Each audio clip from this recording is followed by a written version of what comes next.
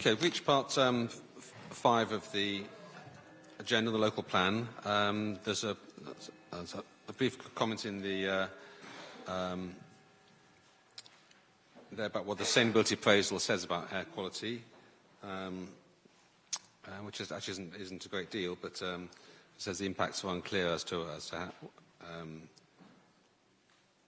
the results of mitigation sustainable motor transport will be. Development management policies, we've already discussed policy DM5 at session 11, and the council was going to go away and redraft that because it's directed mainly at decision making on individual development proposals, and seeks the identification of air quality impacts and minimisation mitigation where there will be negative effects. But it wasn't very clear as to this kind of hierarchy of how you approach developments in different locations, and that's what the redrafting was first directed at.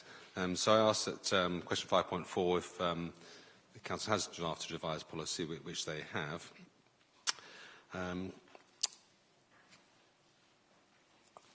I had a query about that because I know that I think the Kent and Medway Air Quality Partnership published some planning guidance in December last year, and what is that had regard to that in the redrafting, or is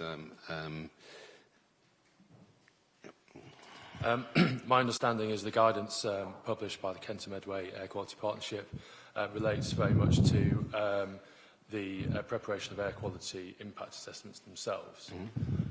So that sort of guidance would be the sort of fine detail to be applied, I suppose, through the methodology and such for an air quality impact assessment. So yeah, it's been borne in mind in the redrafting of the policy. Yeah. I mean, is there still intention to for Maidstone to produce SPD on this matter? I mean, there was no reference in the submitted plan to an air quality SPD. No. Having given it further thought, I think there could be certainly scope for one to be produced. There is a reference now in the supporting text for the policy to effectively monitoring the effectiveness of the policy and, if necessary, to develop further guidance, sort of local planning guidance, which obviously would reflect that Kent and Medway Air Quality Partnership work. And that's cited in the new monitoring indicators you've been sent as well. Mm-hmm. Okay. Yes, Ms. Hobson. Thank you, sir. I don't know if this is the right moment to comment, but the proposed draft new policy is that's what's included on the last page of Maidstone's submission, which received. I've seen this for the first time this morning, so I've got one or two observations, but they're obviously preliminary observations on the basis that I haven't seen it before. First of all, in my submission, looking at the end of the previous page, which is the preamble to the new policy, which says the proposals that have an impact on air quality will be permitted, subject to the following criteria. It will be better expressed in my submission if it was made clear they will only be permitted if the following criteria are met. Then if one goes, so that would be my first observation in relation to that. Secondly, if one goes then to the 4 paragraphs that follow, it indicates that, firstly, if I just take the first example, proposal development have the potential to have a negative impact on air quality. And the next one is potential to have a significant negative impact on air quality. There's no indication as to what the criteria might be as to cross the threshold between one level of impact and another level of impact. So that leaves a confused and uncertain position with regard to that. And so far as the policy wording is concerned, the first one is for the policy to operate in relation to a negative impact on air quality, the second, significant negative impact. But in terms of the requirements in relation to those two different criteria, in both instances they're the same. And that is, there's a requirement to submit an air quality impact assessment to consider the potential impacts of pollution from individual and cumulative development and demonstrate how air quality impacts will be mitigated to accepted levels. And that's the same in relation to number 2, except that some additional words are added in relation to 2, and this is where the effect is probably more significant, even where there will be no negative impact at identified exceedance areas. Well, that's very confusing indeed, sir, because if there's no negative impact identified, Sorry, then you're how is it to be assumed there'll be a significant so you're getting a bit too fast to me as to where you're looking at now.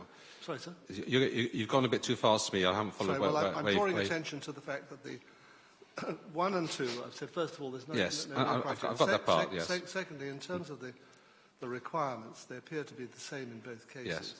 Yes. So what's the purpose of having the distinction? Mm-hmm. But then the third point is, well, one does see some additional wording in relation to the second criterion, and this is that it applies even where there will be no negative impact at identified exceedance areas. Well, if there's no negative impact at identified exceedance areas, then how is it said that there's going to be a significant negative impact, which is the way the paragraph is supposed to operate? So that doesn't, if I may respectfully say so, make Is this a distinction between, we have the distinction before between the air quality management area as a whole and specific exceedance areas within the air quality management area? If there's no negative impact identified, then it's uncertain, in my view, as to how it's to be assumed, whether you're within or without the areas, whether the impact is significant or not. Mm-hmm. And then one goes, so that's a problem in relation to the interpretation of 2 and 3 and how they go together, and what's the purpose of the words in the last line of number 2. And then in relation to other development proposals where criteria 1 and 2 do not apply, then the first 3 is where they have the potential to generate a negative impact, then they will not be required to submit an AQIA, but should be demonstrate how air quality impacts should be minimized. Well, if there's going to be an impact, then the necessity is to demonstrate how they should be mitigated. And in the case of 3, the paragraph becomes operative in relation to a negative impact, which is effectively the same as in relation to number 1. And the same point applies in relation to 4, which is effectively the same as number 2, I mean.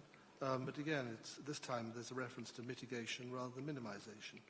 So those were very much my preliminary observations, having just seen this document, but it does seem to me to be full of shortcomings and wholly inadequate in the way it's presently drafted to cover this particularly important point.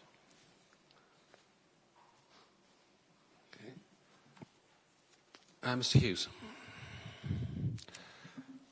Thank you, sir.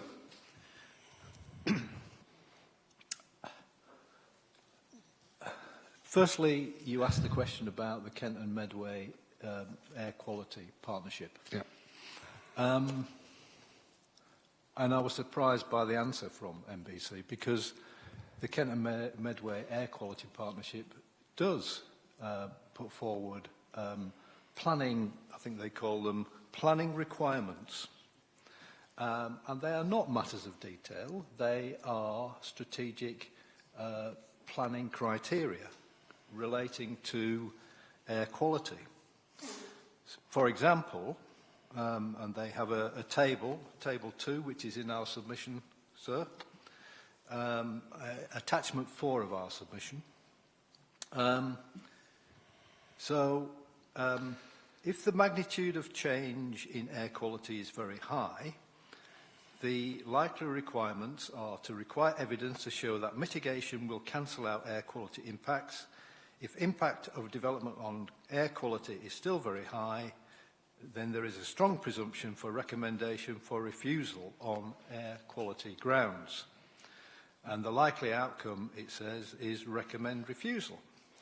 And then it goes on to consider situations where the air quality is high, the air quality change is medium, and the air quality change is low or imperceptible. Now, those planning requirements have been produced by Kent and Medway Air Quality Partnership, which Maidstone Borough Council is a member of, Presumably, they were jointly produced and jointly agreed by the members, and yet they seem to have been ignored by Maidstone Borough Council. I personally think, well, and not just personally, as a group we think, that the revised air quality policy is a weak policy.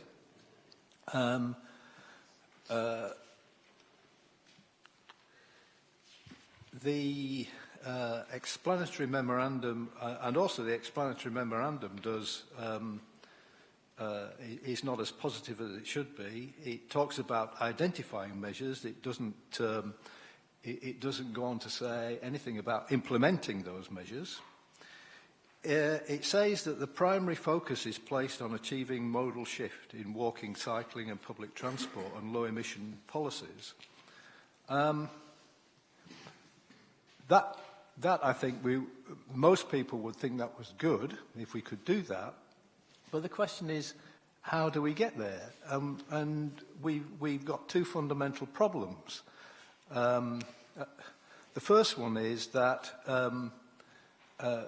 the Borough Council, although it's put forward a modal shift policies, has rejected key elements of those policies. For example, it has removed the park and ride proposals at Linton Crossroads. Previously, that would have served the south of the town.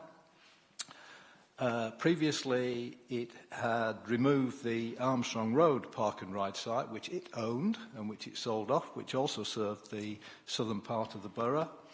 The Sittingbourne Road site has gone. I know that that wasn't owned by the Borough Council, but presumably they knew what the lease, the term of the lease was before they put it into the plan as a critical element. Bus lanes have been rejected.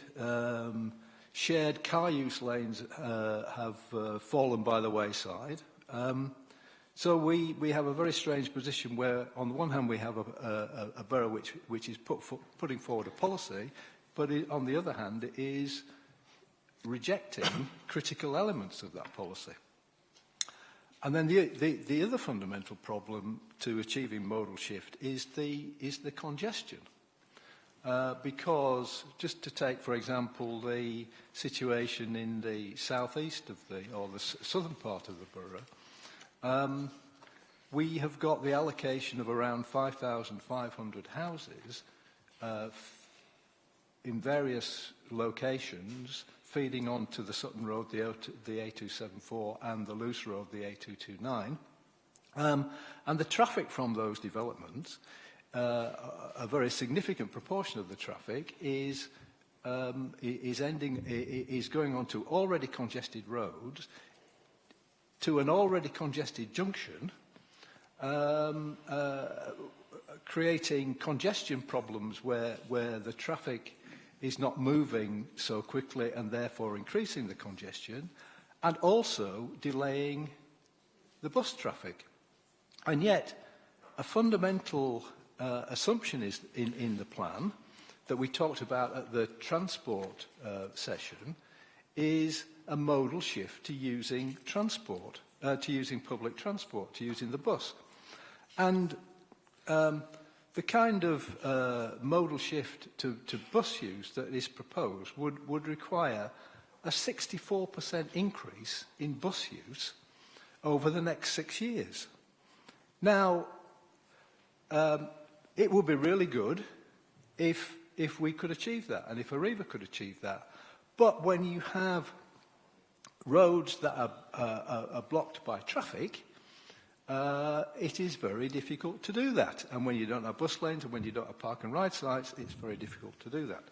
So, sir, in conclusion, I think that this policy is a weak policy, and it would be far stronger if it were replaced with a policy along the lines of the policy put forward by the Kent Air Quality Partnership, which Maidstone Borough Council is a member of, and which I think would be a far stronger policy. Thank you. Ms Thompson. Thank you. Yeah, I would just reiterate again that the Kent and Medway Air Quality Partnership work does specifically relate to the methodology applied to an air quality impact assessment. If you were to insert that directly into the policy, you'd have the effect of requiring every development to produce an air quality impact assessment. I mean, what we've considered here is very much the need for the impact of air quality to be assessed on a case-by-case basis. I think that's recognised. There are specific issues here in Maidstone in terms of the geography of the air quality management area, the specific exceedance areas within that, and there's a need for a hierarchical approach and a proportionate approach to requiring the submission of air quality impact assessments, some of which could be very expensive. The approach set out in the draft policy is very much quite a restrictive policy, because we are seeking to require air quality impact assessments where there is a negative impact on exceedance areas, recognising the seriousness of the issue. And that could be a relatively small-scale development requiring an air quality impact assessment. Just to assist Mr Hobson in his reading of the policy, that first criteria is specific to those exceedance areas where we know there's a breach currently of EU directive requirements. Point 2 relates to even where there's no negative impact on identified exceedance areas, but there may be a significant negative impact elsewhere within the air quality management area, we still require an air quality impact assessment. And the third point specifically says where criteria 1 and 2 do not apply, hence there's no overlap there. And we are seeking, you know, some serious consideration to how the air quality of impacts of development can be minimised through the development management process. Where in those cases where it may not be proportionate to require a full air quality impact assessment, we're still seeking that is considered through the development management process, and it may be very small-scale measures within the site which are brought forward and secured perhaps through planning condition. But nonetheless, we want that considered through the development management process. And there's clearly a need, at the fourth point, to have a policy which would cover air quality impacts of development outside of the air quality management area, whether it's by virtue of their nature, particularly dusty operations, for instance, or even their scale. And there's clearly a need there to have an additional criteria which would address that. So what we've done is considered the discussions at the development management session and taken this hierarchical approach, which is very comprehensive. Admittedly, it may not satisfy everyone in terms of there is still a requirement for judgment in the determination of what is negative, simply negative, what is significant negative. But from that, we draw reference from the National Planning Practice Guidance, which talks about the particular impacts which could be classed as significant in terms of the generating increasing traffic congestion, significantly changing traffic volume, vehicle speed or both, significantly altering the traffic composition of local roads, and various other criteria in respect of the nature of the use. And with any development of any meaningful scale, we're likely to see submission of a transport assessment, which would provide data on which to draw those sorts of conclusions. But we obviously accept that the air quality impacts of development need to be looked at on a case-by-case basis. Yeah, I think I can see a problem about this, particularly criterion 3, where it says that, because the first two criteria talk about the potential to have, well, first one, the potential to have negative impact, and then on, well, the exceedance areas, I think, yes. The first one is potential to have negative impact at identified exceedance areas. The second one, significant negative impact within identified air quality management areas. The third one, potential to generate a negative impact within air quality management areas. I mean, it seems to be the same. I don't see how you distinguish 3 from 1 and 2. Because in each case, you're just talking about the potential to have a negative impact. Well, certainly with 2. Okay. I mean, 3 isn't talking about air exceedance areas, it's talking about air quality management areas. But I don't see the difference between 3 and 2, because in each case, it's talking about developments which have potential to have a negative impact on air quality. Yeah, I mean, the only difference there is that point 2 does relate to the significant negative impact within the air quality management areas. And as I say, we draw reference from the National Planning Practice Guidance in terms of the definition of significance there. So what we're looking to do is establish... but that's actually, I mean, a significant negative impact is a higher test than negative impact. I mean, a negative impact can be very small, right? Significant impact is larger. But you're talking about...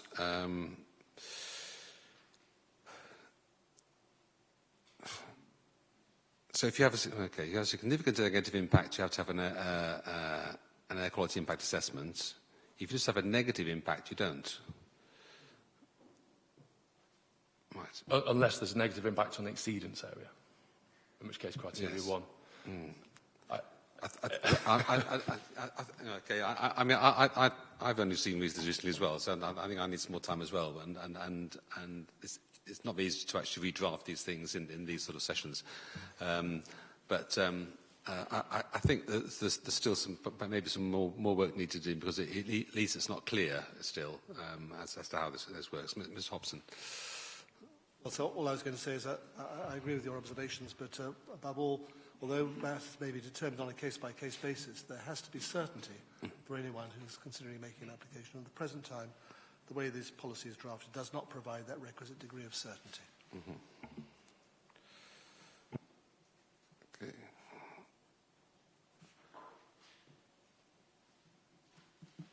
Okay. Mr. Hughes again. Oh, that's good. You both wanted each other. So. Thank you, sir.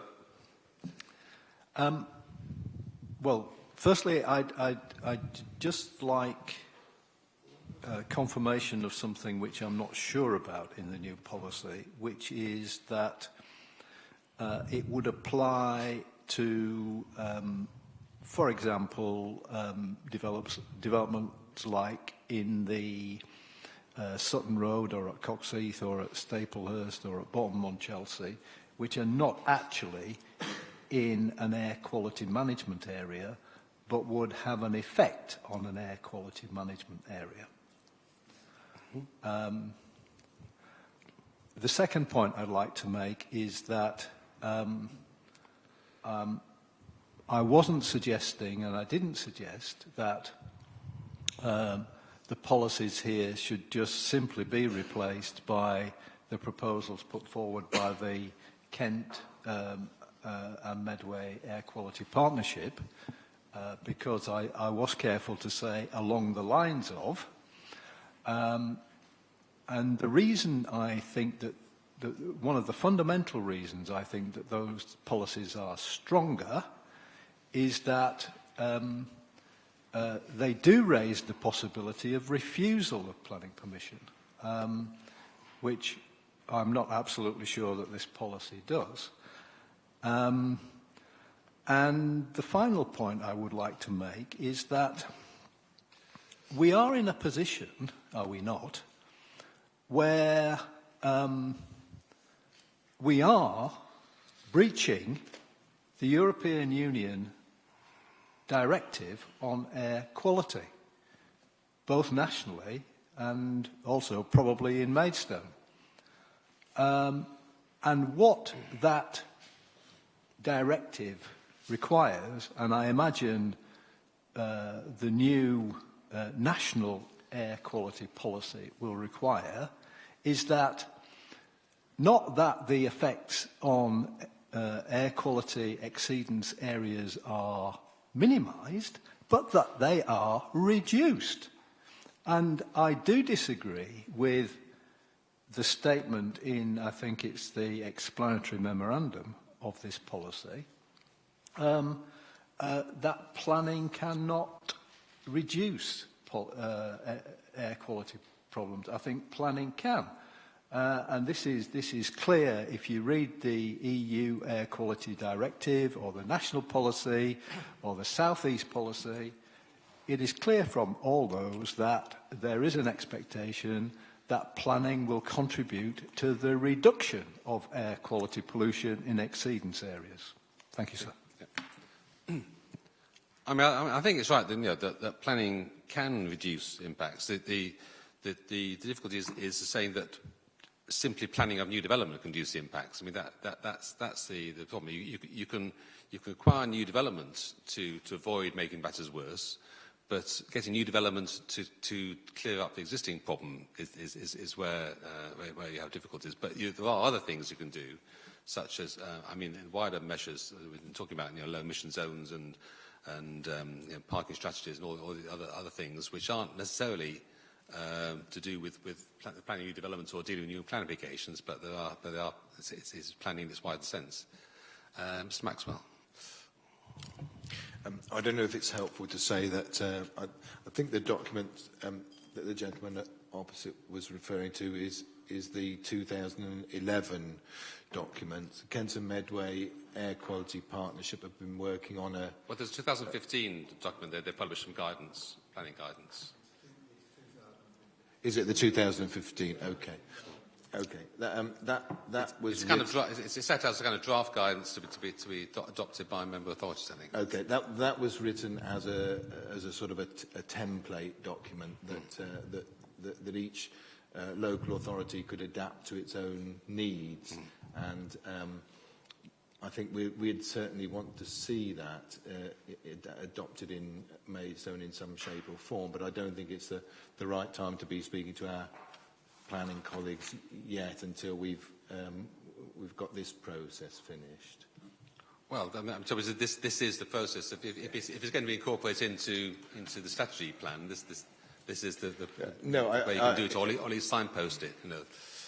I mean, what I should say is our planning colleagues are aware of the document, they have seen it, but we need to tailor it to Maidstone, and I think we're not at that stage yet.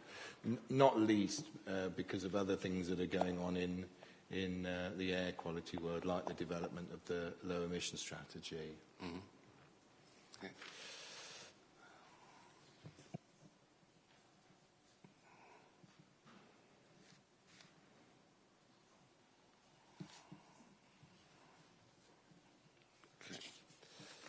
I want to move on because we've got quite a number of matters still to cover, important matters still to cover. Yes, very, very quickly, Mr. Culling.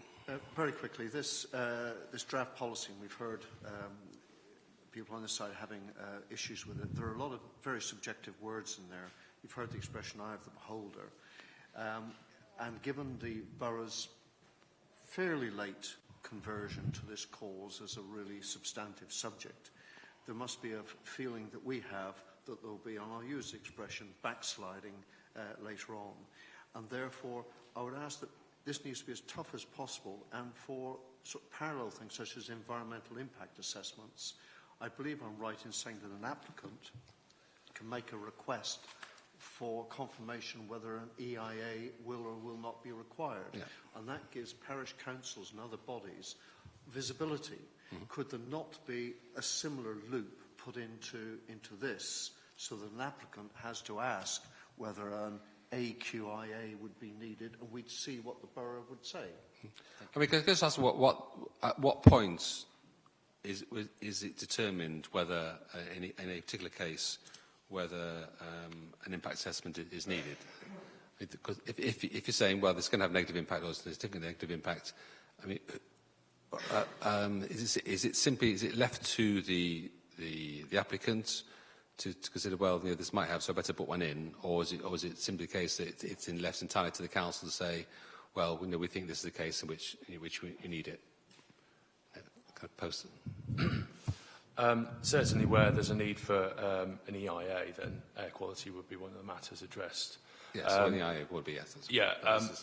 And in terms of pre-application advice, it's something that would usually be flagged at that stage if there's a need. And I would also say that for all major developments, we do consult our environmental health office team. And so there is, a further mechanism there for it to be flagged. But clearly, in many cases, information such as the transport assessment might not be available until it's submitted, and at that point, one will be able to take a view on the significance of the impacts. But if I may, that is all internal to the council. Yes. We do not have visibility on Well, whether the council is sticking on this road to Damascus or whether it's going to ignore this subject once it's got the local plan through. Well, Mr. Chairman. It was on a wider point. Having heard much of the discussion this morning, I think there is a need in the explanatory text to signpost the need for us in consultation to develop an air quality SPD to provide clarity. And that will be the document which could incorporate relevant parts of planning guidance from the Exactly, partnership. exactly. Okay. Okay. I'm going to move on. Check something, so about DM5. About what, sorry? DM5, yes. It seems to me to be written almost entirely from the urban area and not look to responsibility for the wider area in the borough. Well, I think the point I would make is, for example, this morning I came through the Linton Crossroads. Yep. There's a huge tailback there, and it took me a quarter of an hour at least to get through to the traffic lights. And that's typical of the situation every morning and every evening. And that's outside the air quality management area. I think that the writing up of DM5 should be across the borough, borough-wide. Well, I think DM5-4 is directed areas outside the air quality management area. Well, it's the writing of the... Specific negative impact on air quality outside of the AQMA. It's the writing up of 1736 in the introduction and 1737 really points it's straight at the AQM area rather than the borough as a whole. And there are other areas in the borough that do get traffic jams very regularly. And I'd like to see the first part of this written up that it's the borough-wide responsibility to seek clean air. Yeah, it may need, yes, I'm not sure there is any text at the moment that relates to areas outside the AQMA.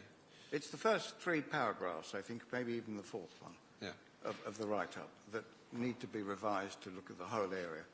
And comments like on 1736, where it says, through this function, the council has identified 6 areas currently. That should be a note. It shouldn't be part of the policy.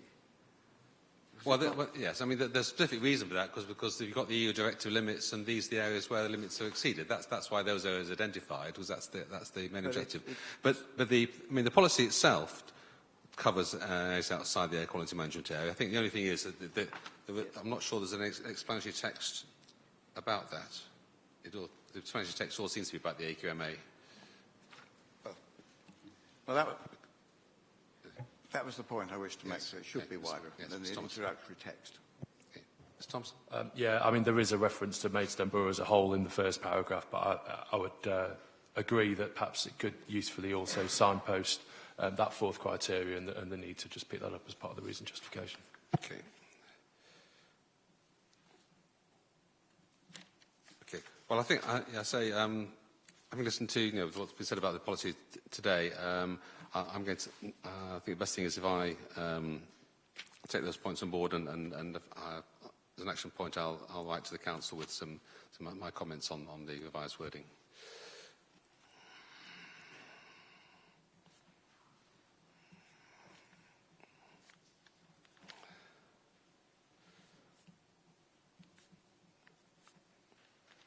Okay. Right. Question 5.5.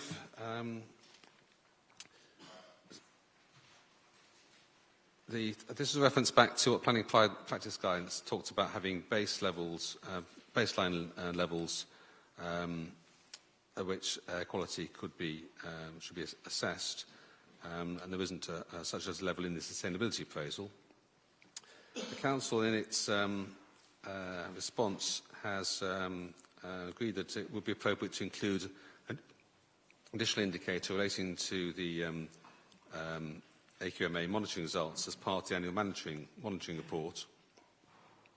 Provide a summary of the progress against the baseline at the beginning of the plan period and new existing baseline each year as the annual monitoring report is updated to allow direct comparison with national regulations or EU directive limits. And the Council, in its latest suggestions on changes to the monitoring chapter, has included a suggested air quality monitoring provision in there.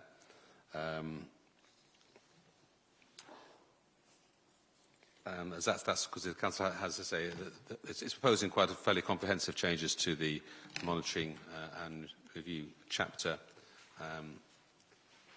which we'll discuss this afternoon. Mr. Cooling. Looking at the Council's response, paragraph R 5.5.1, it refers to the sustainability appraisal, and that's sub 002 brackets B. Mm-hmm. From recollection, I didn't print it all, so I was worried about my trees. It was about a 100-page document, and there were 7.5 lines on air quality. Yeah. And the objective that is referred to is to reduce road congestion and pollution levels and ensure air quality continues to improve. Yeah. Very limp. Yeah. Very limp. Well, that's the reason for the suggestions, and that's what they're proposing now, to put in the a figure in the monitoring report, so you can actually see against that whether there's progress.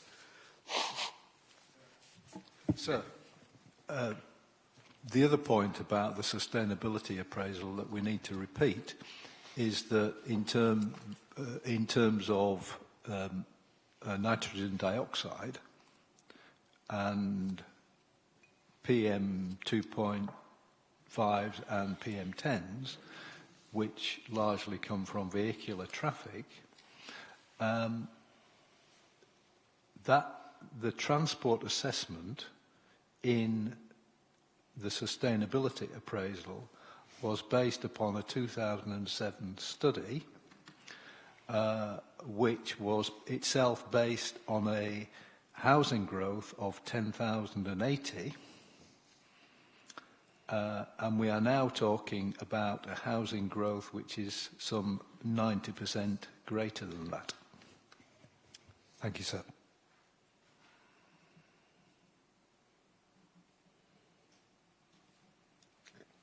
Brief. Okay, yes. Okay. The Air Quality Action Plan, 2010, this was the measure on which many of the measures in the national plan were based in respect to Maidstone, and asked the question of 5.6 how that's being monitored, and the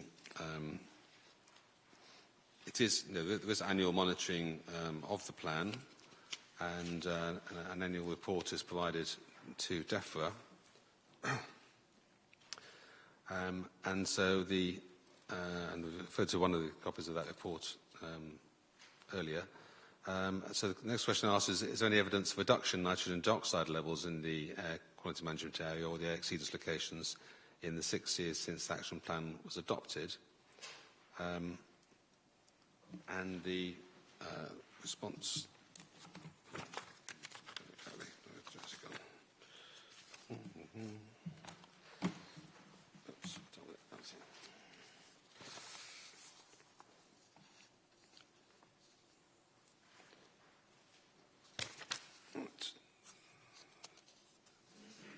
Right, and the Council's response is that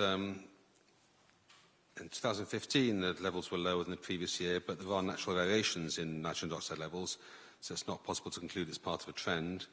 And such trend will only be identifiable after significant year-on-year reductions, which are not evident at this time.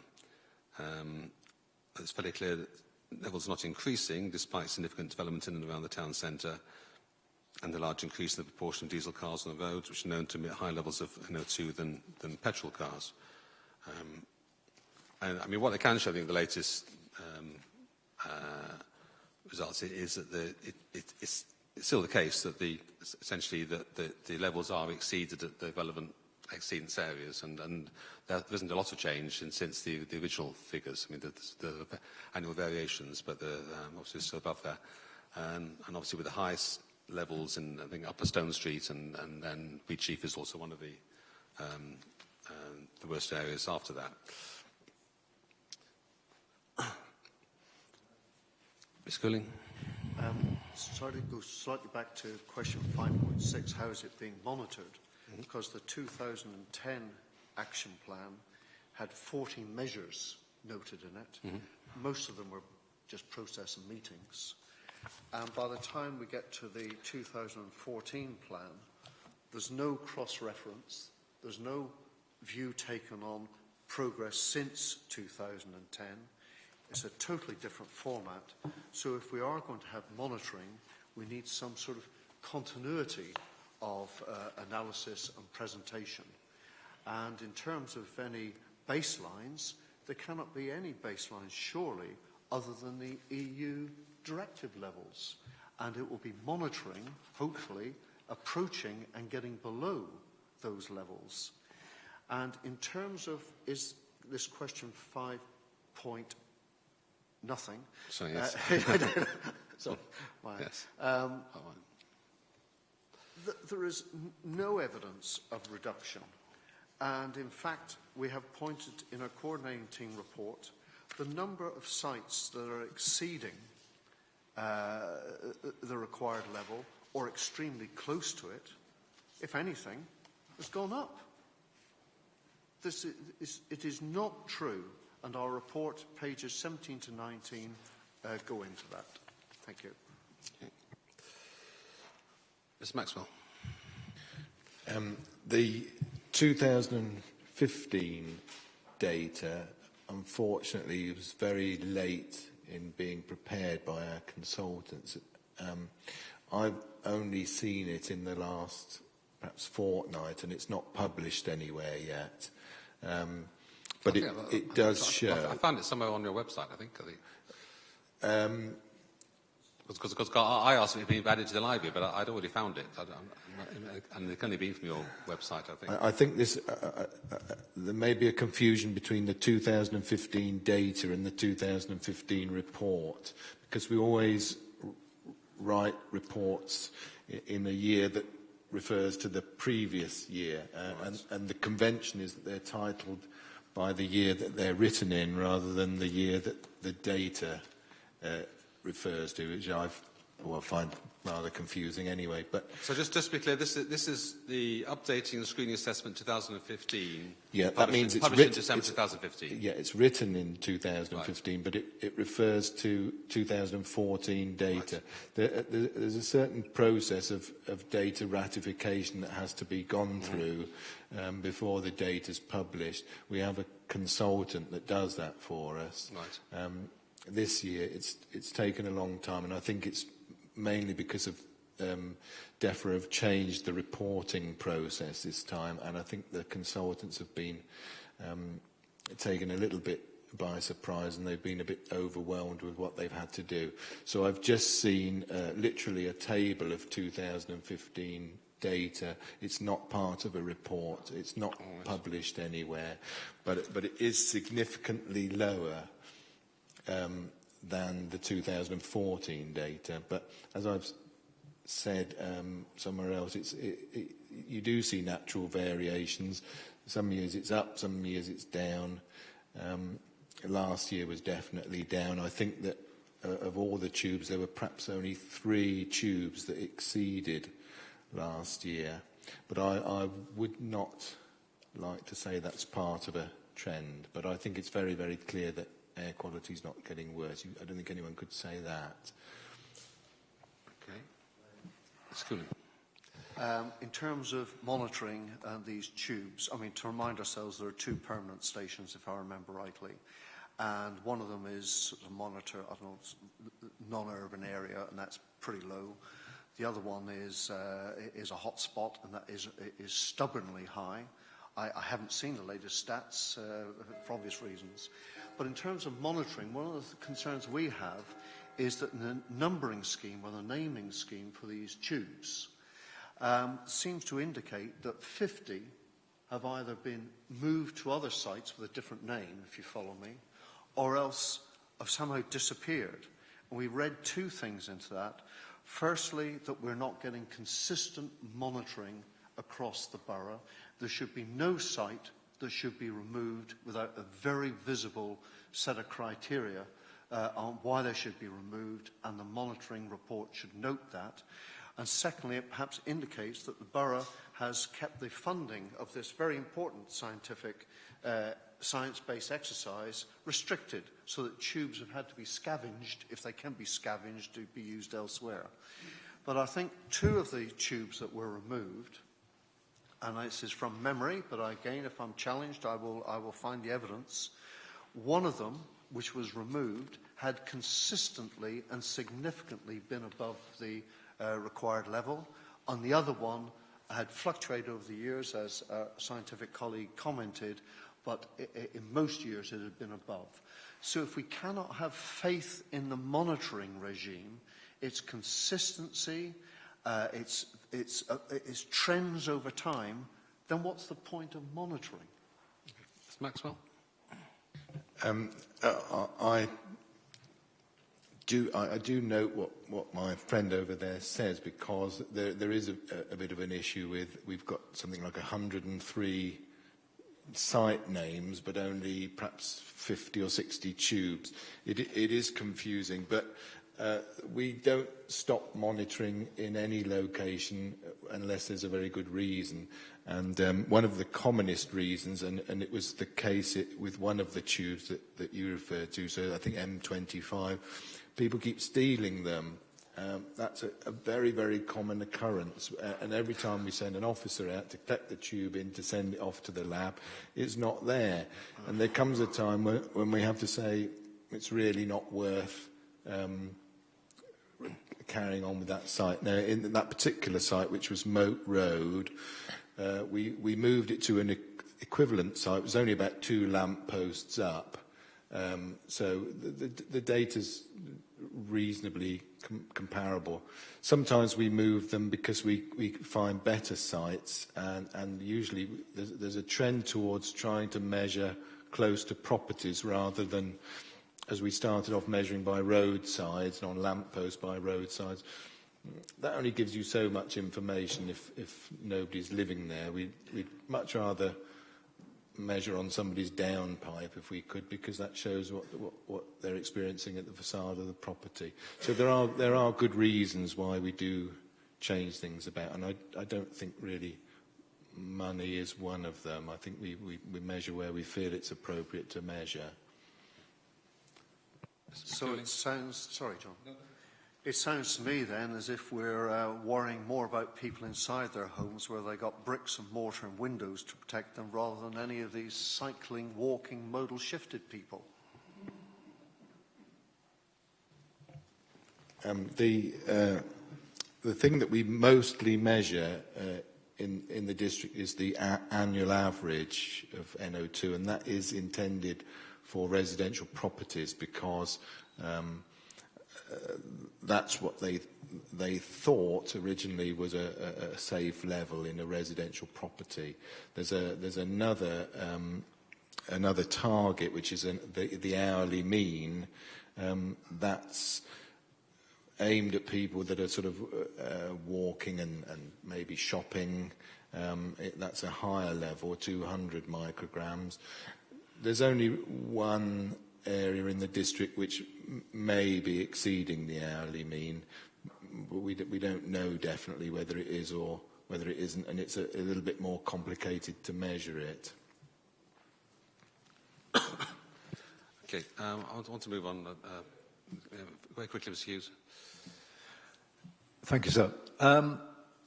So, addressing both of you, R56 and R5 nothing, my PM 2.5s right, which are required to be monitored by the EC Directive 2008, are not even monitored in Maidstone.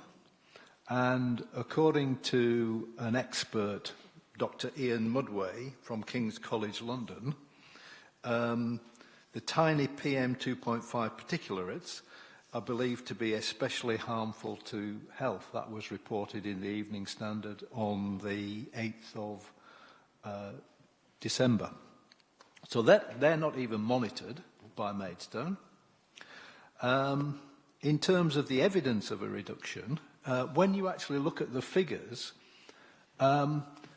there are enormous differences year on year from the same monitoring points, which, to be honest, makes the monitoring very unconvincing. For example, the Wheatsheaf monitoring, which is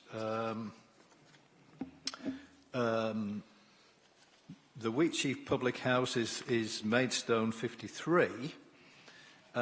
So between 2013 and 2014, the monitoring says that there was a reduction of 17% in that year. And anybody who knows that junction knows that the traffic increased.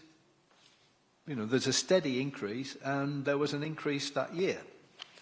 And when you get statements, as we have in the borough's response, which say, however, it is fairly clear that, generally speaking, NO2 levels are not increasing, I'm afraid statements like that don't fill me with a great deal of confidence.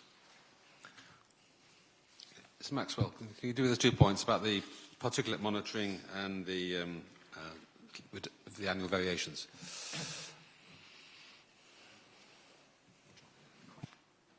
Thank you.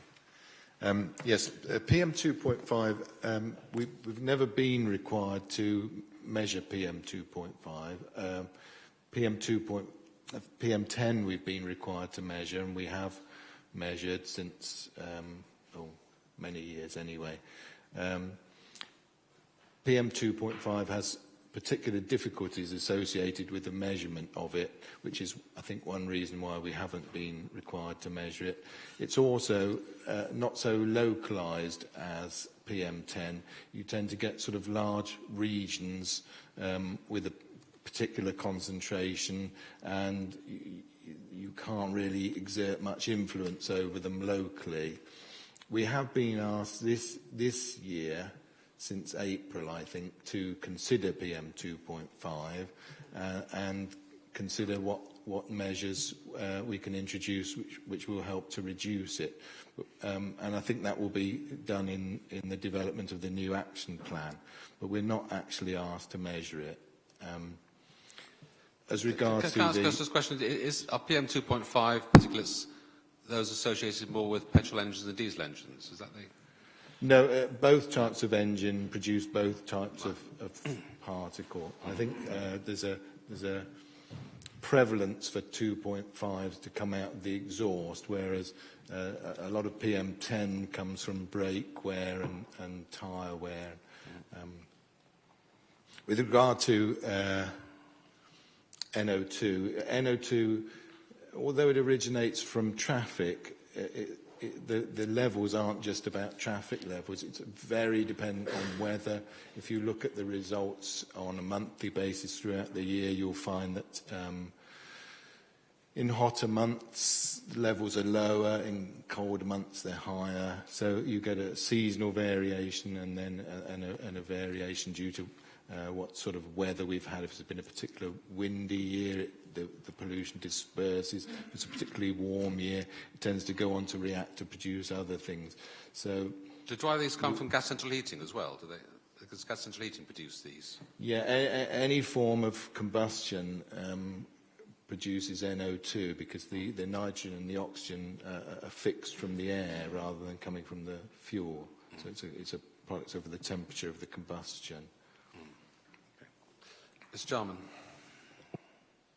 Sorry, it's not related to the air quality monitoring. It was simply that Mr. Patterson has to leave at 1 o'clock, and I wondered if we could change the agenda a bit and get on to the public transport question. Yes. Could I just say, though, that the EC directive does require monitoring of PM 2.5. That might not be in the national policy, but it is a choice that has been made not to monitor PM 2.5s. Okay. And may I just comment that in an NBC publication, which I referred to earlier on, the low emission strategy, 5.3% of deaths in the borough are attributable to PM 2.5. And therefore, one would have thought that our professional officers and members would take that to heart and try to address it. Okay. Right, we'll move on to this question. Right. Okay, we'll just deal as a discrete topic then with the, this is question 5.11.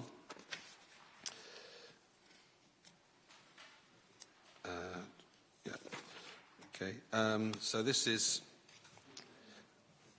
the other question out is, this relates to given the concentration of development close to a high-frequency bus route in south-east Maidstone, should the current local plan's bus lane proposal be reinstated along Sutton Road as a firm plan policy in order to encourage modal shift to more reliable and low-emission bus service to the town centre and to Maidstone East railway station? We have we've heard before that part of the H110 proposals are include service of a new bus route from the Sutton Road area to Maidstone East railway station, in addition to the present high-frequency route, and also that the adopted local plan provisions for bus priority measures along Sutton Road associated with development of two of the sites off Sutton Road, and that contributions have been obtained from those developments towards provision of such measures, and the Council did commission a study, an A274 corridor study, which looked in detail at that and proposed a series of measures which, although it went further than that and also to include bus priority down Luce Road from north of the Wheatsheaf, which had not been part of the previous local plan proposals, as I understand.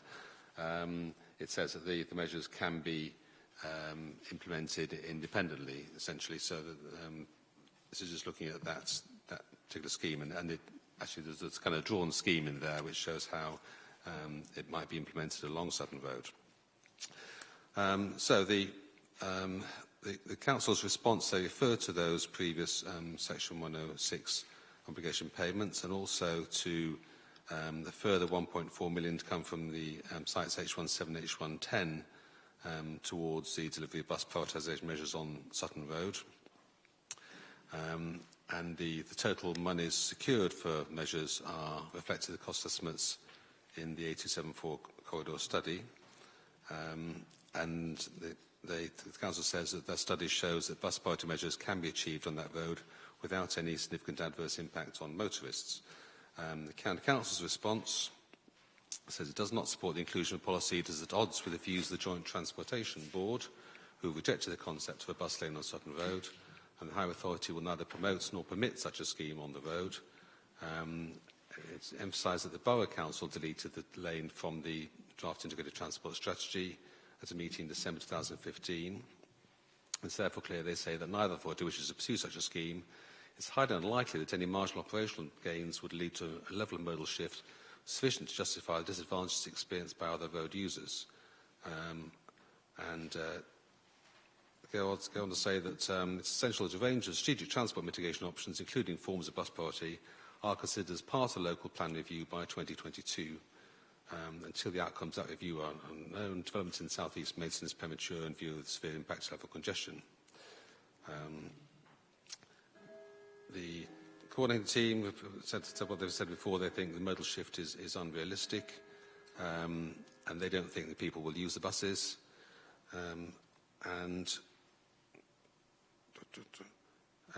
There's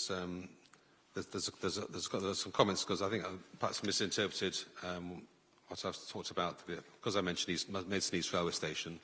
I think my comments have been misinterpreted. I wasn't suggesting a bus lane all the way to Maidstone East Railway Station, but it's the Sutton Road part of that journey, which seems to be the most readily achievable. And then Langley Parish Council, essentially supportive of modal shift and a dedicated bus lane, and say that provided bus transport is reasonably priced and offered a frequent service, it's likely to be used by many London commuters living in Langley, Otham and Sutton Valence, and also by residents visiting or working in the town centre where parking is inadequate and increasingly expensive. Okay. The bus company, we haven't had their views on this yet. I mean, obviously, we would fully support the bus lane as outlined, and I think we'd support it for a number of reasons. I think the first one is that it allows journey time reliability, and journey time reliability is our passengers' key requirement, and that they want to know that the bus will get them to the journey on time. It also future-proofs us for rising congestion levels. So by having a bus lane, it gives us journey time predictability, because unfortunately congestion is increasing year upon year. It also allows us to market standard journey times, and increasingly linked to that is we're fitting Wi-Fi to a number of our vehicles, and that allows us to market to our customers that they can use the bus, they can do emails, be more productive when using the bus. So, and my final point is that because it helps reliability so much, it helps us make a business case for further vehicle investment. It helps the business case, and so, for example, on the Sutton Road, that would further help the business case to go out and purchase 6-7 new Euro 6 vehicles to replace the current Euro 5 vehicles. So, yeah, in conclusion, we will obviously support the bus lane, and we think it would have a lot of benefits to our passengers and the county town. Now, my understanding on the County Council position is that their members say they don't support measures which would disadvantage other road users. And I still haven't heard, in the case of this particular scheme, this is just Sutton Road alone, how other road users are disadvantaged by such a measure.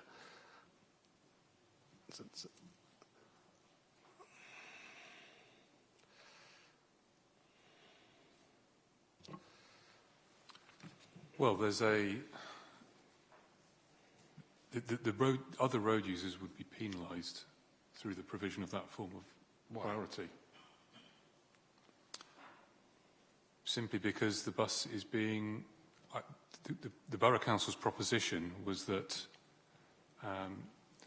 junctions should be configured in such a way that would give buses a green light and hold other traffic up. So there's a time penalty there for other road users to begin with. Well, yes. And those have to be considered in the context of the prevailing conditions that we currently have on those routes. Mm-hmm. So clearly, even at what may seem a relatively small imposition on those road users will have a magnified effect whereby motorists will be more inclined to rat run onto other routes. Well, where can they rat run to? Because, I mean, we have the situation on Sutton Road heavily congested in the peak hour heading into the town centre. The alternative route, Willington Street and the A20. I suppose if you're at Sutton Valence, maybe you could go to the A229, but it takes you back to Wheatsheaf Junction anyway. I mean, how are they? Where is this rat running going to disadvantage other people? Well, this is occurring on a widespread basis at the moment. Yes. Certainly, the villages of Ottham, Downswood, Leeds, Langley, they're all subjected to rat running traffic as a consequence of that congestion. And that happens, as I say, it happens now. I'm still clear how. I mean, well, the one effect of bus, if you have new bus service, then people are going to be travelling on the buses, and the more people are travelling on the buses, the fewer people are going to be travelling by car. So for every person who's held up in the queue by the bus going ahead at the traffic lights, you've got another car because someone who's on the bus who isn't in the traffic queue. I think the difficulty is whether the step change that you're talking about is of a magnitude sufficient to actually make a meaningful difference to the road conditions. And we're very sceptical about that. But it only takes a few people, to be on the bus instead of in their cars to offset the extra road, the road capacity that the bus is taking up. It's only 2 or 3 people, and the bus can carry, 20 or 30 or more. I think we'd still make the point that's scratching at the surface of the issue. Well, that's the different thing. Saying scratching at the surface is a different thing from saying that it's going to make things significantly worse, which seems to be the concern. The concern is other road users are being disadvantaged. I'm trying to understand how they're being disadvantaged and what the extent of that is compared to the benefits. Yeah, it's looking at it in context. So if there is a marginal gain, as you say, in terms of modal shift onto services, that has to then be viewed against the additional development traffic as a whole, which does have a worsening effect on the prevailing conditions on that part of the network. But that's traffic from extra developments, not because of the bus lane. You're concerned about the traffic from the additional developments in South East Maidstone, not from the traffic displaced specifically by the bus lane. Yeah, we're talking about 2 different things, perhaps, but yes. yeah, there's obviously development traffic in its own right, and then there is the existing traffic on the network that is affected by that form of intervention. Yes. So what the objection, the County Council's objection then seems to be to the bus lane per se, it's to the development. If there was no development, right, and there's still a proposal for a bus lane, would other users be disadvantaged? Such as to outweigh any advantages of putting the bus lane in? Well, I think what we're saying is that, firstly, a bus lane has been previously rejected. The County Council... Well, I'm trying to establish if it's been rejected for good reasons. That's what... Well, our position is that we do object to the development based on the impact it will have on that part of the network. The mitigation needs to be identified to inform a review to take place prior to 2022.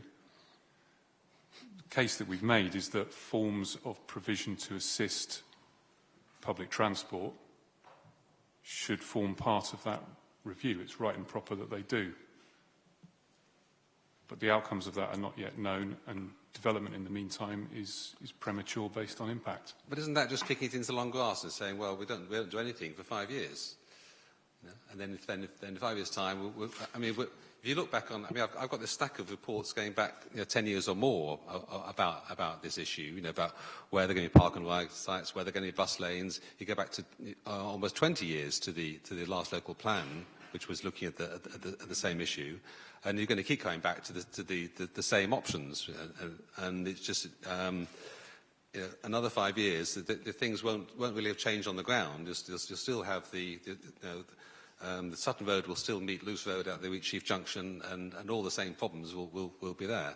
And when we've looked at the Leeds Langley Relief Road, I mean, that's been looked at before as to what effect it has. It's been looked at in the recent transport modelling, and it has some effect, but it doesn't have a lot of effect in terms of capacity towards the town centre.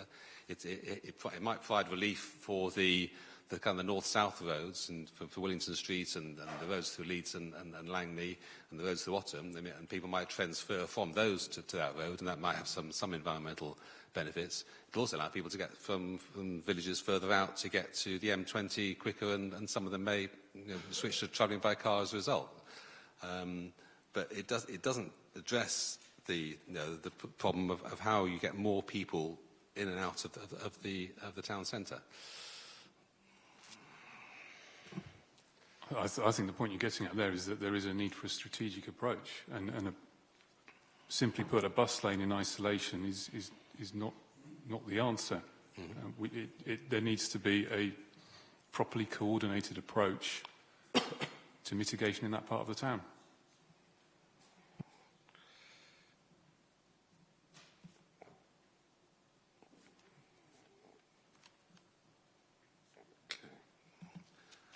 Okay, Mr. Goodenough.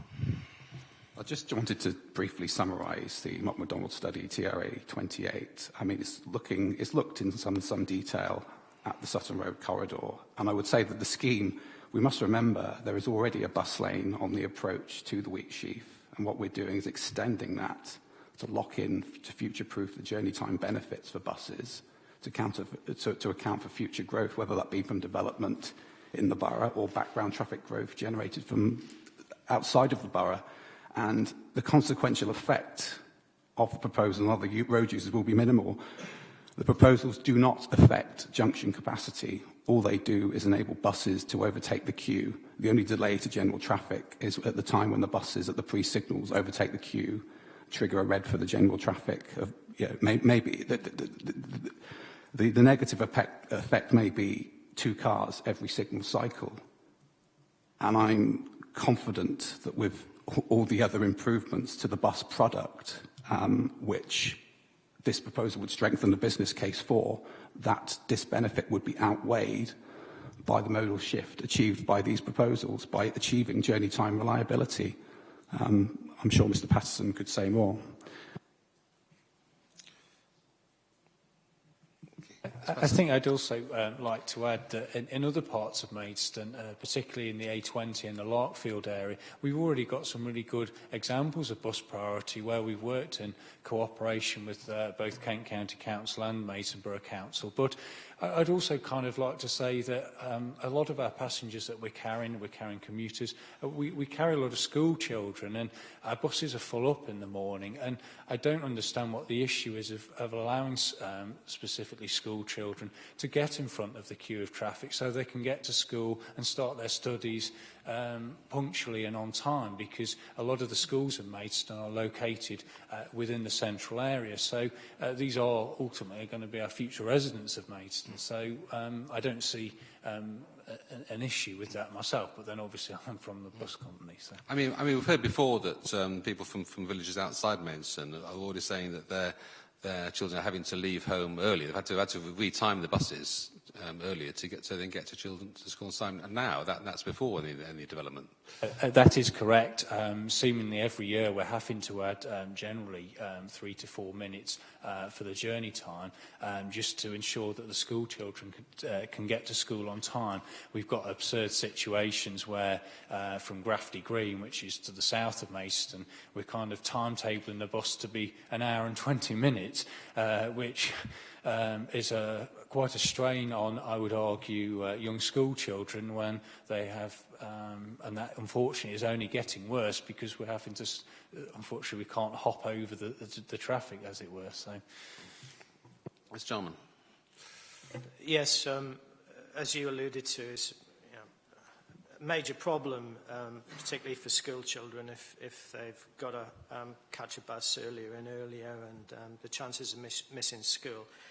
A big risk for Arriva is complaints to the Traffic Commissioner. But again, to echo what you said earlier, and I don't understand Mr. Wright's point about waiting for a strategy. we were in this position in 1999, where a government inspector basically said to Maidstone Borough Council at the time, I think it would be a good idea to have a policy, T2, where there are bus lanes on radial routes, because access to the town centre, and congestion was bad in those days as well, would be a very good idea. And back in 1999, if we look at the A274, at that time, the number 82 service was a very popular service. We're trying to capitalise on it. I know that Arriva are looking at a sort of bespoke number 83 service, capitalising on Maidstone East getting Thameslink services in 2018. So again, we're trying to capitalise on what we've already got. Obviously working very closely with Arriva. Ms. Cooling. I was wondering if I might just ensure that we all have perspective on modal shift. I'm sure my mental arithmetic is somewhat adrift, but I heard earlier on that 2.5% of people walk to work, 0.8% cycle, no doubt.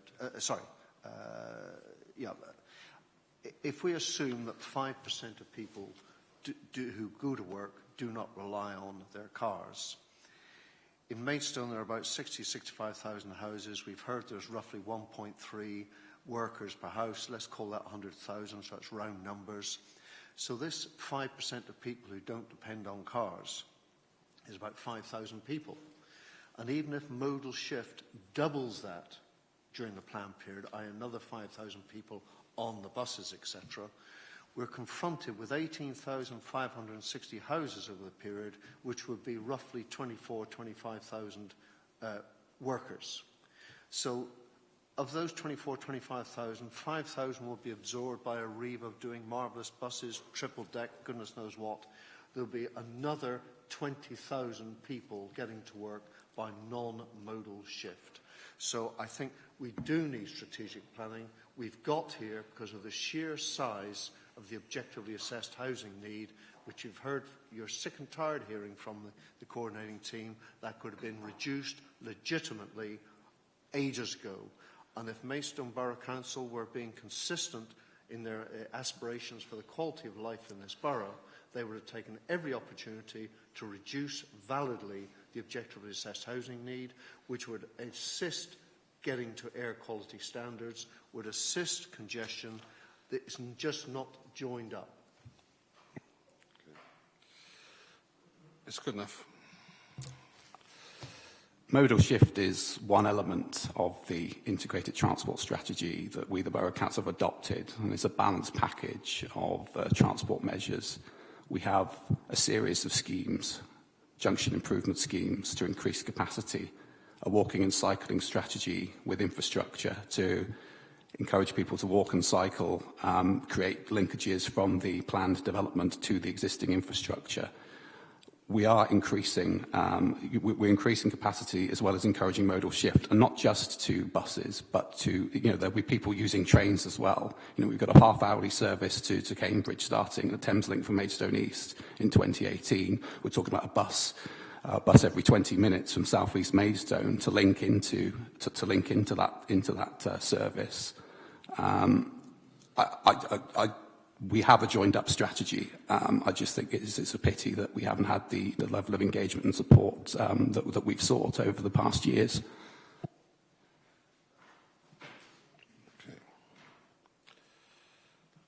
Okay. Yes. Ms. Hughes. Thank you, sir. I mean, just to respond to that last point, I think most lay people in Maidstone who've been involved in the local plan and the integrated transport plan would feel that their contributions have been totally ignored.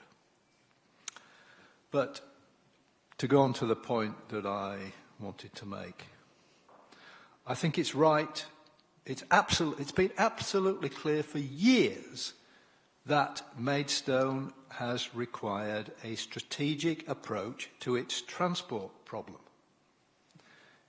It has had a significant... I've lived in Maidstone for 31 years, and in all that time it has had a significant transport problem which has just got worse and worse. And so what we require is a strategic approach, an agreed strategic approach, not the piecemeal approach which seems to have been adopted by the local plan. And, you know, I take the point about children getting to school, but children in other parts of the borough need to be able to get to school. So I'd ask Mr. Patterson, how do the children who feed onto, say, the A229 Loose Road, which actually carries about twice the amount of traffic that the A274 does, how are they going to... What plans have you to get them to school? How will congestion be reduced?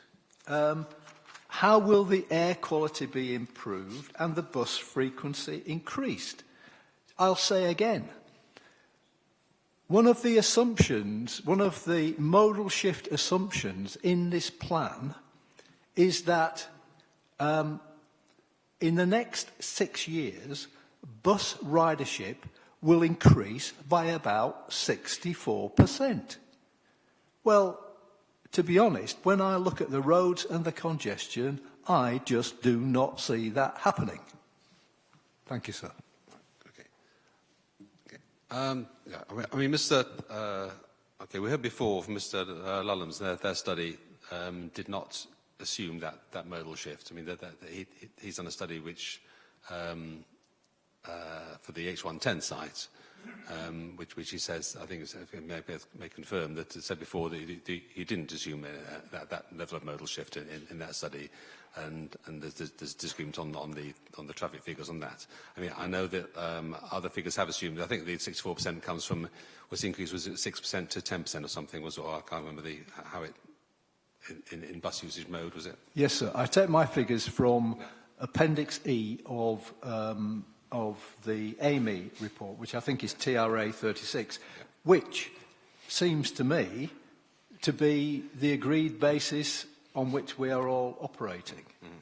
You know, it is one of the things, I think, that has been agreed between Maidstone Borough Council and Kent County Council.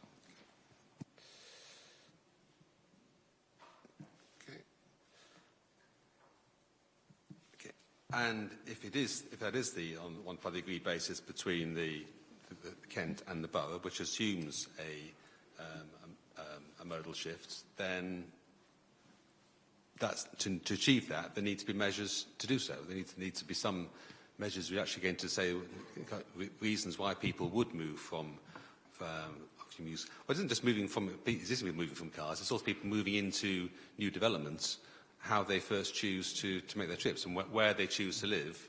And if they say, well, it's okay, I'm going to live here because I can get a bus to the railway station, then that affects their modal choices for the whole time they're there. Mr. Patterson. Thank you. I mean, in kind of... To answer the good gentleman's question, I mean, the problem we have on Loose Road is that obviously due to the congestion, we run in an every 20-minute service. Because of the congestion, we can only maintain a 20-minute service. It's very difficult to make the business case to increase the frequency without further priority, because the congestion is getting worse. So we just having to put more vehicles in to achieve the existing timetable. What a bus lane allows you to do is actually it gives you predicted journey time, so you can actually make the case to to make further investment. I think as a company, we've certainly got a lot better with what we call new development packs, where people move into homes. We give free bus travel for a period of time to try to entice them. I think it's absolutely crucial when you do have new developments that the bus service is already in operation, so that actually people can look at it, they can see that it's already there, and that allows people to actually, you try to catch them early, as it were.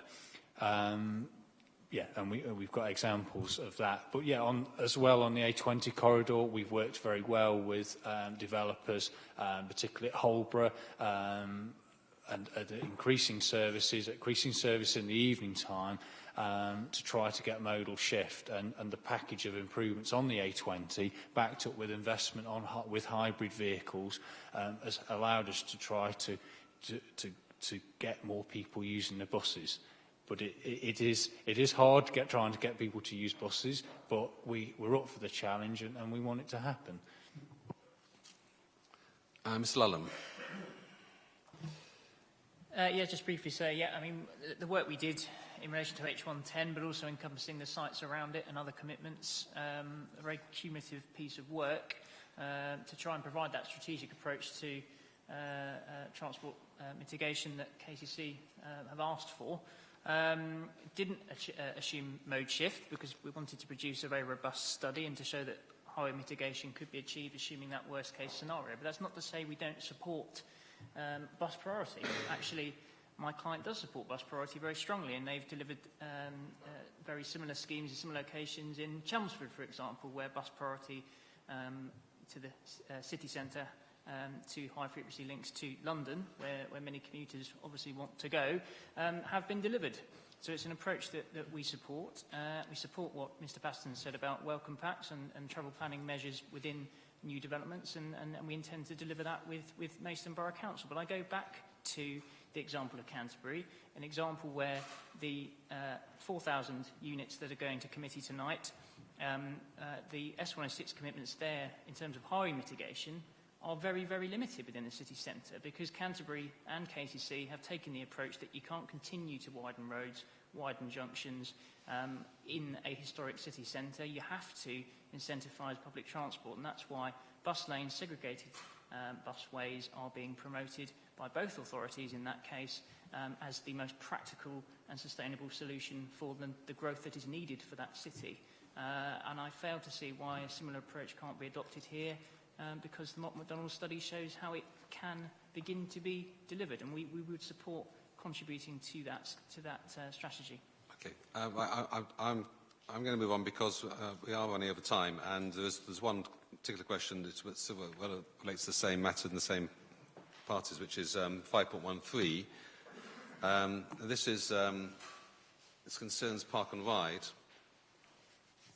and this refers back to previous sessions where there's been debate about in part about the rate at which development of the H110 land site could be delivered, and originally, the site is allocated for 800 dwellings. The council says that the Council of Properties had previously advised that this could be delivered at the rate of 85 dwellings per year. At the last housing supplier session, that there's evidence that from the council side that they delivered at a rate of 50 a year, in which case that the site would not be built out within the local plan period.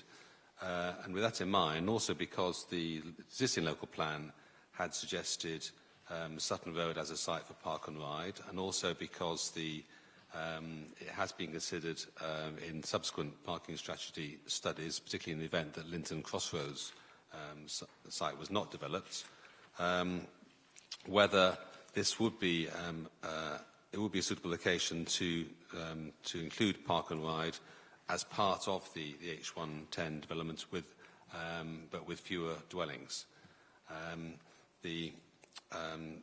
In responses, the council has said that they're still essentially relying on the 85 dwellings per year build out.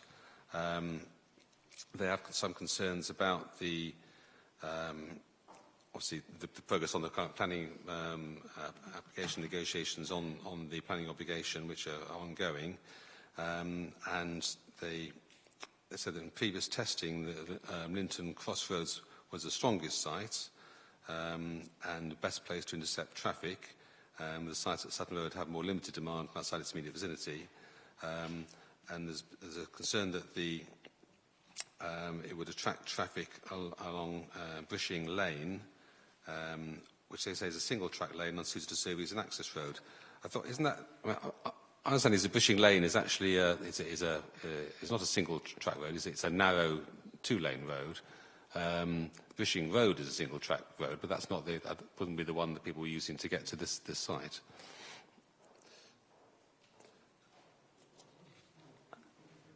Right, the comments from the County Council.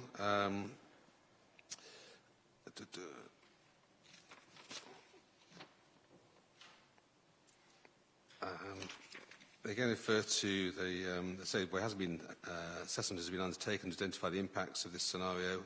It's uncertain how reduced-scale development, coupled with potential benefits of a dedicated high-frequency park and ride service, will affect the balance of considerations. It's another matter to say could be deferred to the local plan review by 2022.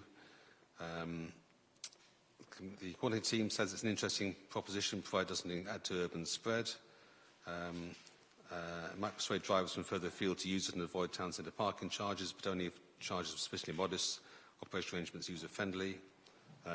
Langley Parish Council, supportive.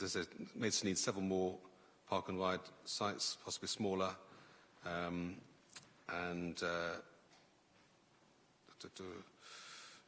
They say they could support it if the housing number was reduced. Okay. So just as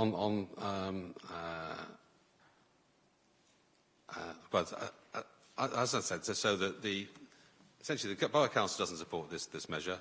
The County Council wants it deferred until the local plan review, and there's some measures of support from others to the principle, and if not the specific idea. And obviously, Mr. Lulham, I'm guessing you're not going to be very keen on this idea at this stage in the process. I think the key evidence here is in TRA 015, which is the JMP consultancy's work back in 2012, I believe, looking at park and ride strategy options. And that very conclusively showed that a site on Sutton Road, and I quote from paragraph 6.23 of that document, it says that demand for a site on Sutton Road would originate primarily from the close local vicinity, with some trips from further to the south-east of the site. There are very few longer distance trips from further south in the borough.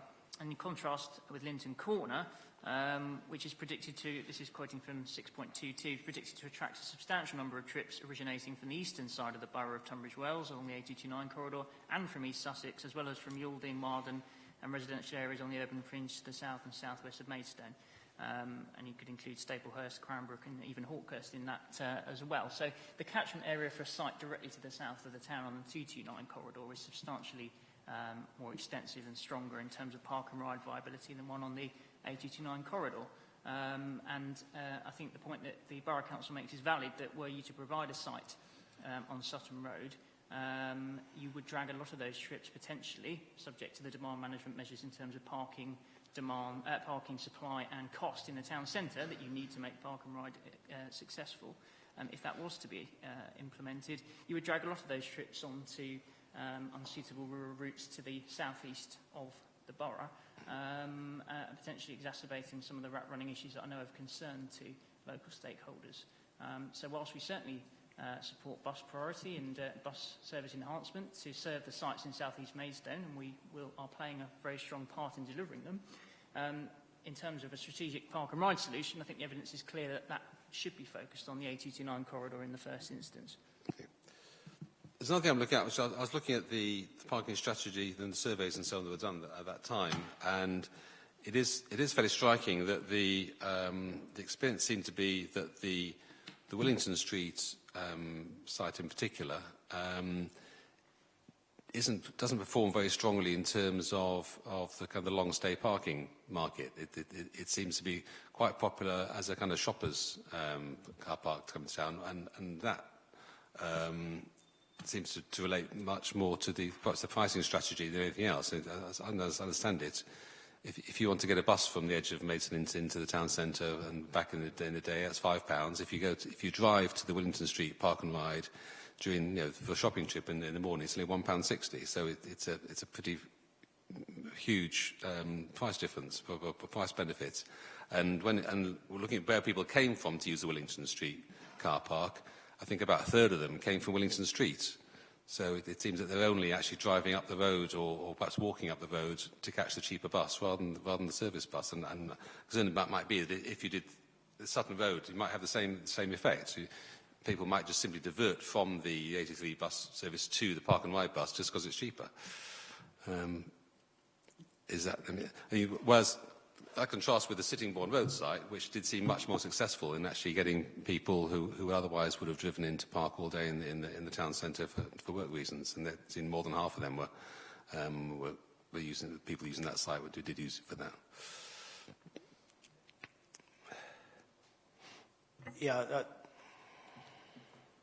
certainly our strongest performing sites in terms of patronage was the Junction 7 site, and also the site in Allington, which is fairly close to Junction 5, the one with the bus lane. What I do know very recently, and some of our own staff used the Willington Street Park and Ride, there has been an increase in patronage of the Willington Street one, largely because of the Junction 7 one shutting down. And yes, and dare I say, it's quite an attractive route to walk once you've got there. Yeah. Willington Street. Okay. Ms. Thomas. Yes, sir, and I may say I used Willington Street car park every time I want to come into town, as of this morning. The only trouble was getting there was extremely difficult because of the traffic.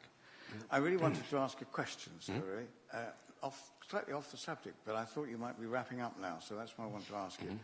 As I understand from the judgment on the Client Earth situation, if Maidstone were to approve planning applications which make a known situation of air quality worse, such as at the Wheatsheaf, then it's up to any individual organisation can take Maidstone to court, and it becomes an offence. It is illegal to do that, not merely undesirable, but actually illegal. That's as I read the judgment and some other judgments and barristers' comments on that situation. And I wondered whether perhaps Ms. Thomas, who hasn't said anything today, might like to perhaps suggest whether it is actually an illegal act or not. Ms. Thomas. It's my understanding. Right, we got that right. So it's my understanding from the judgment that no, that wouldn't be an illegal act. And I think that maybe I'll consider it further, but I don't know whether Mr. Thomas has, or the CPRE has access, has taken advice about it, but no, I think granting permission in those circumstances wouldn't, as far as I'm aware, be an illegal act. It was particularly a barrister called Robert McCracken, who has been advising Clean Air in London, but other ones as well. But I leave it as a question rather than as a comment. Okay. Stella Maggio. I think in my response I was suggesting that Maidstone consider a range of smaller park and ride sites, so that traffic isn't diverted to one site, but is used outside of the town, including in my area and on Linton Hill, and also I contend that Junction 7's park and ride scheme is actually in the wrong place. The traffic is coming, as I understand, from the Medway towns and from Canterbury, and is coming from the north. And it needs to be a park and ride site to the north of the M20 to cater for people who want to come and shop in Maidstone. Rather than having sites too close to the town centre, they need to actually be further out. I think that would help. Okay. I mean, I think both those scenarios are covered by that parking strategy report, because I think, first of all, it did look at various alternative locations for park and ride to north and south, and there's some larger sites to the north. Was it Coptree? Was one, and Bluebell Hill. Also considering Newland Park as an alternative to Sittingbourne. Just can I ask about this, and also consider that idea of having the smaller ones. But the problem with the smaller sites is that they don't justify a dedicated bus service to them. But if you have them maybe located close to service bus routes, then you might be able to use them with that. But then you'd be paying service bus prices. About the Sittingbourne site, I was looking at the committee report on the Waitrose application, and it seems that the Waitrose site only occupies about half of the former park and ride site. What's happening to the rest of that site?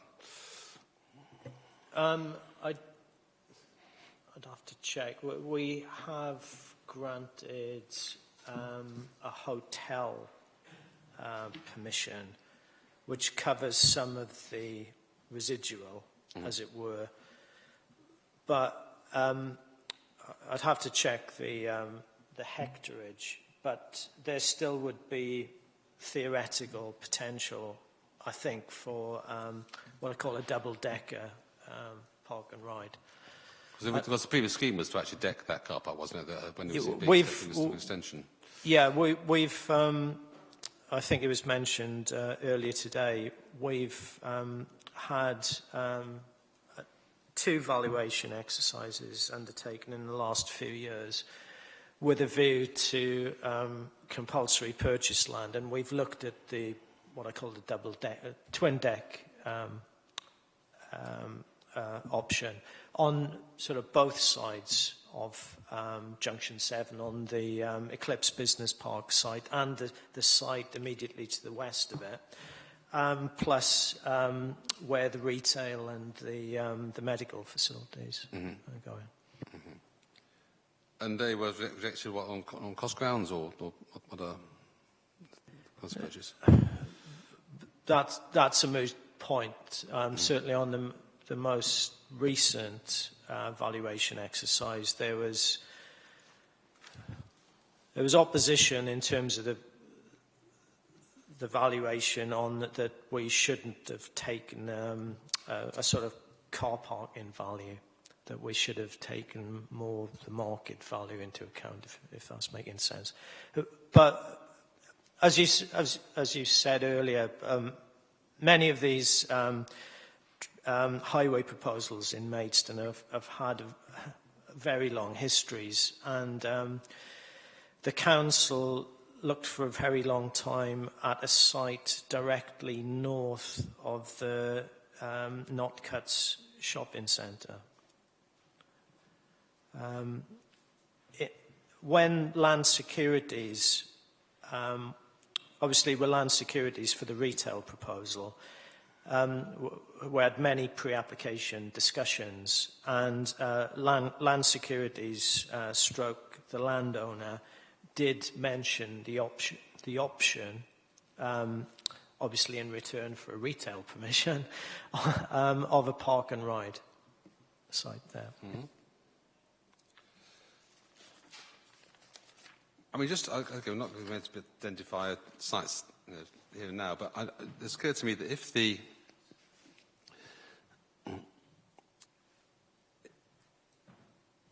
have a policy at the moment, the park and ride policy just says well, we'll kind of protect these two sites, and there's no longer has any talk about anymore.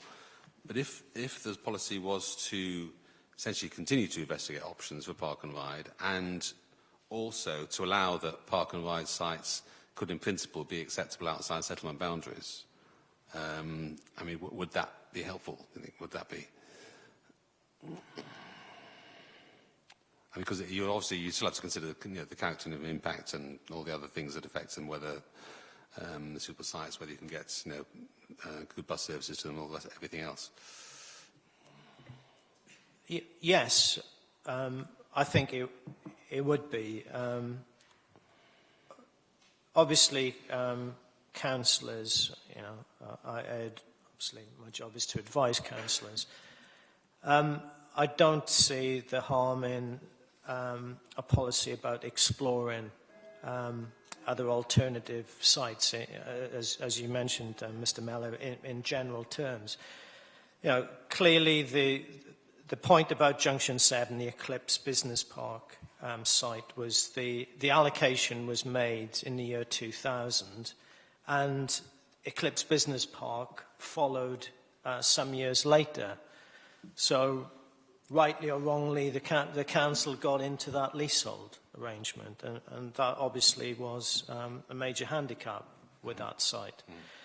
As you've pointed out yourself earlier, Linton Crossroads was rejected primarily on landscape grounds, and there was a lot of local opposition.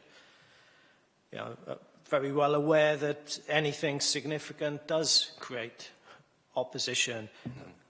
What I would welcome, because in my view, I don't want to go round in circles on this. When the council was promoting sort of enhanced use of Junction 7, one of the problems with Junction 7 is that it's very difficult to get a bus lane along the Sittingbourne Road or any kind of bus prioritisation, simply because it's narrow. And as Mr. Hughes has said, and many people have said, one of the other drawbacks for Linton Crossroads was getting a bus from Linton Crossroads into the town centre because of the Lewes Road. So I think if we have such a policy of exploration of potential new park and ride sites, there should be something in there about bus prioritisation being part and parcel of that. Because I don't want to run into the same problems again into the future. Well, having said that, I mean, you say Sittingbourne Road, you couldn't get bus priority, but Sittingbourne Road seemed to be close enough to the town that it seemed to function as a... People would still use the site because the bus may be delayed, but the actual travel time wasn't that bad. Obviously, I work very closely with our parking manager. Yes, people did use it. Yes, of course they did. But one of the sort of anecdotal complaints about people using the bus was that they were in the same traffic jam as the car traffic.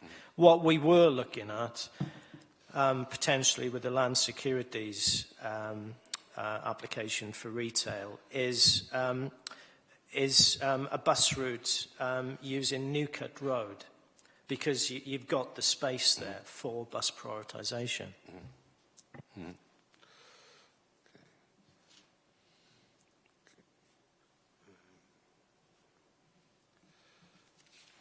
Right. Okay. I would say we are running well over time, and there's a number of questions which we haven't covered. Mr. Cooling. Mine's a very simple one. Will this session continue after the break, or are you going to guillotine this? Well, that's what we're about to actually have a quick discussion about. Ms. Hughes, yeah. Thank you, sir. I'd just like to make this point because I'm not available after the break, and it does relate to what we've been talking about. I think your idea of strengthening the park and ride policy to make it more positive in terms of a strategic approach to park and ride in Maidstone is a very good one. I think that the wording that has been put forward by the Borough Council at 214 could do with being more positive. 214 in the plan, is this? The Borough Council, in their response to your question 514, have proposed an additional text to be included prior to the policy. I think that some of that should be included in a policy, and I think it should make specific reference to an investigation or to a search for park and ride sites to the south on the A274 or A229 corridors, and to the north on the A249 corridor, and that perhaps in the additional text it should also say when the investigation is going to take place, or give some timescale for it, because I think the policy just needs to be clearer and more in line with what the MPPF says about local plan policies at paragraph 154. That they've got to make it clear what will or will not be allowed and where it will or will not be allowed. Thank you, sir. Okay. Stella Maggio. Okay. I don't have any. No. Okay. Thanks.